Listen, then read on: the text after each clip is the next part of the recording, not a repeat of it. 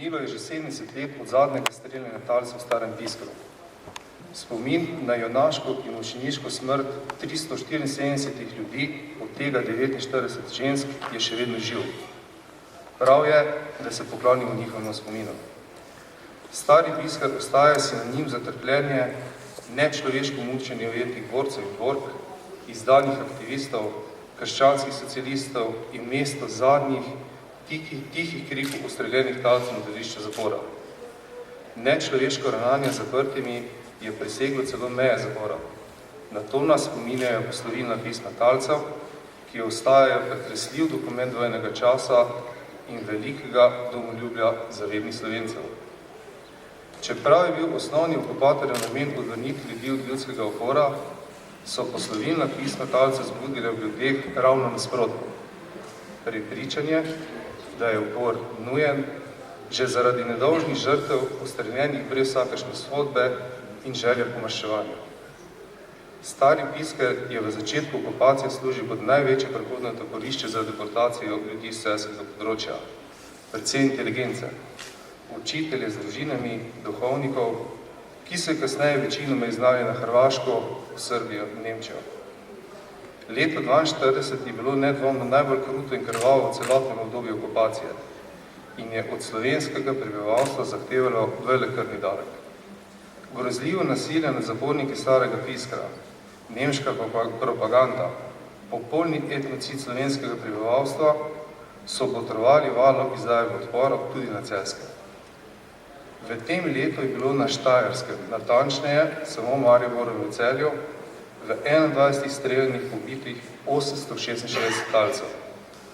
Kljub grozljivemu terorju, ki v tem delu Štajerske ni prenehal niti v letu 1945, odpor proti okupatorju še zdaleč ni zamrl. V noči iz 14. na 15. decembra 1944 je bila izpeljana nedvomno največja akcija odporniškega gibanja na Celjskem, osvoboditev zapornikov iz Starega Piskra. Član odporniške skupine, Ivo Grobelnik, ki še vedno skrbi za ohranjanje spomina na niz dogodkov, ki so pripeljali do osvoboditve 129 zapornikov iz Starega Piskra. Zmaga nad fašizmom in nacizmom je še danes pomembna. V Sloveniji ne smemo nikoli pozabiti, da smo bili Slovenci med prvimi žrtvami fašizma. Med drugo svetovno vojno smo bili na pravi, pravični in zmagoviti strani. Zmaga nad fašizmom in nacizmom je omogočila svetovno ureditev, kateri del smo danes tudi mi. Nas spomin na korenine sodobne ureditve ne bo in ne sme zbledeti. Zaradi današnjih temeljnih vrednot humanizma in človeške svobode ohranjamo spomin na narodno-osvobodilni boj. Ta boj je bil spontan izraz slovenskega ljudstva proti okupatorju in zoper narodno uničenje, vreden občudovanja in spoštovanja. Ponosni smo, da smo v zgodovini uspeli zavarovati svoj narodni obstoj in ustanoviti lastno državo. V tem trenutku se spominjamo tudi žrtev izvensodnih pobojev ob koncu vojne in po osvoboditvi, ter žrtev vojne ob osamosvojitvi Slovenije. Slovenci se v preteklih 2 desetletjih soočimo tudi z delom zamočalne preteklosti, katere smo sprejeli, se poklonili mrtvim, obsodili poboje, nikakor pa ne bomo pozabili vloge partizanskega odpora med drugo svetovno vojno. Zgodovinski spomin ostaja enak za vse pretekle dogodke, tako lepe kot tudi tiste, ki nam niso ponos, pa jih moramo ohraniti v spominu kot opozorilo nekega časa.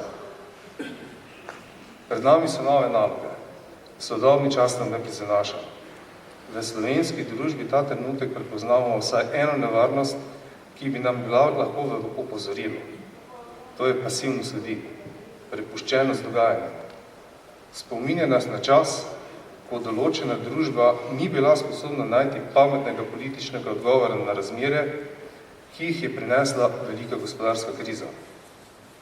Pasivnost prebivalstva, apatičnost pokojnih državljanov je pripeljala do največjega pomora milijonov ljudi v drugi svetovni vojni. Reševanje krize ni mogoče na plečih najšibkejšega dela prebivalstva.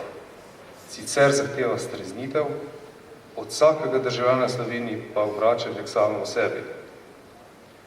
Vprašanje, kaj smo zmožni in kaj dolžni storiti drugače, da bo bolje, je še kako aktualno v danem trenutku. Dovolj je iskanje krivic za dolgove, neuspehe, polomne v tujini. Priznanje pohlepa, tako gospodarske kot politične elite pri nas, bi bil prvi korak v tako imenovani streznitvi, kajti po njih se posledično zgleduje celotna preostala slovenska javnost. Izhod iz težke gospodarske družbe pa je tudi moralno sporne situacije obstaja. Že tisočletje dokazujemo svojo vztrajnost, željo po ohranitvi, svobodi in lastni razvojni poti brez tujega čevlja. K temu so nas zavezali naši predniki in k temu nas zavezujejo tudi naši otroci.